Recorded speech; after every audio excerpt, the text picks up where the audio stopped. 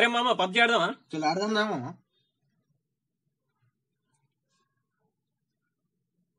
అరే రాజువాడు కాల్ చేస్తుండ్రు. కడియరా అరే ఆడు మళ్ళా చేస్తుండ్రా. కడి. హలో రే సౌమ్య సూసైడ్ చేసుకుందిరా. వాట్? వర్ధన్ గాడు మోసం చేశాడని సూసైడ్ చేసుకుందిరా. ఈ విషయం రామగారికి తెలిస్తే? అరే సౌమ్య సూసైడ్ చేసుకుందట్రా. పోదాం పా.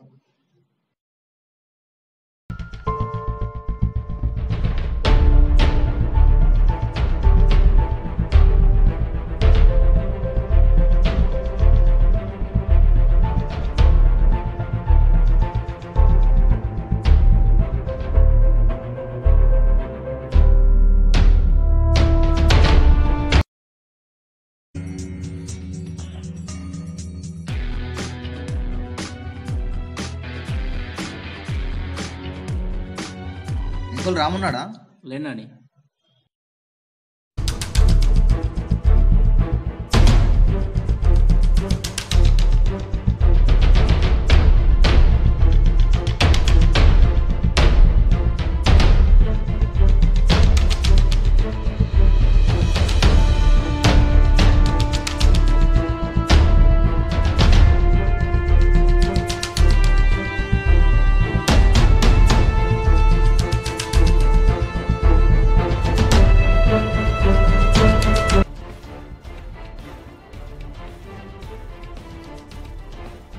ఏమైందిరా? అరే వర్ధన్ గాడు ఇక్కడ కూడా లేడట్రా. వెయిట్ చేద్దామా మరి? సరే. అరే రామ్, అరే ఆగురా. రే అరే రామ్, అరే రామ్, వర్ధాన్ని చంపింది నువ్వు కాదని ఒక్క మాట చెప్పురా.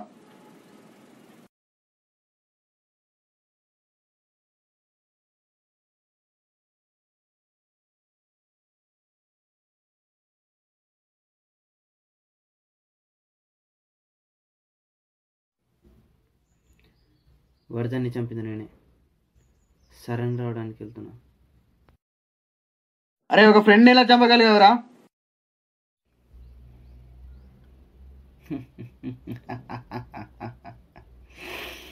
ఫ్రెండా? ఒక్క అమ్మాయిని చేసి ఆ అమ్మాయికి చౌకర్ణమైన నీకు ఫ్రెండా? నీకు విషయం తెలుసా? వాడిని నువ్వు బావా బావా అని పిలుస్తున్నందుకు అంత ఎఫెక్షన్ ఉంటే వాడు నా సొంత బావ. సొంత బావ?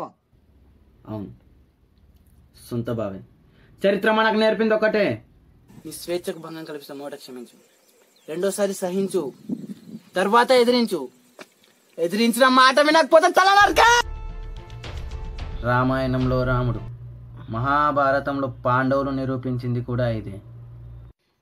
ఒక మహిళ పట్ల అన్యాయంగా ప్రవర్తించినందుకే కోట్ల సైన్యాన్ని, చదువు నేర్పిన గురువుని, 100 మంది సోదరులను చంపిదని తప్పు కాకపోతే నేను చేసిన తప్పు ఎట్లా అవుతుంది?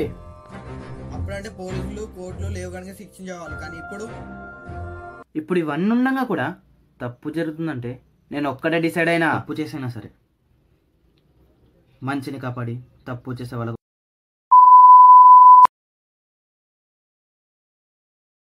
రాముని విడుదల చేయాలని దాఖలైన అశేషమైన ప్రజావాజ్యాలను సూచనలకు తీసుకొని అతని శిక్షను 2 సంవత్సరాలు కుదిస్తూ న్యాయస్థానం తీర్పునివ్వడమైనది.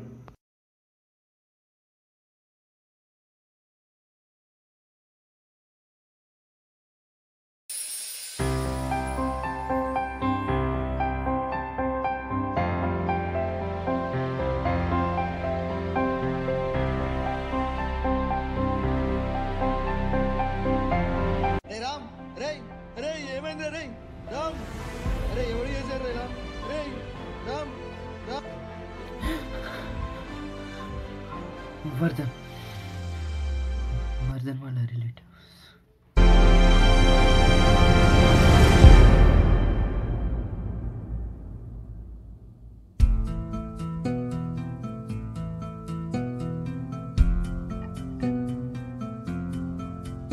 చిరునవ్వుల తోటకు స్వాగతం, స్నేహానికి మాత్రం అంకితం, మనుషులు తాగే ఓ అమృతం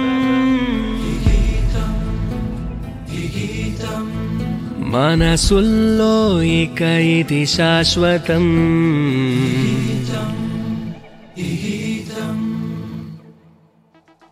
తప్పు చేసైనా సరే మంచిని కాపాడే వారందరికీ మా ఈ సినిమా అంకితం.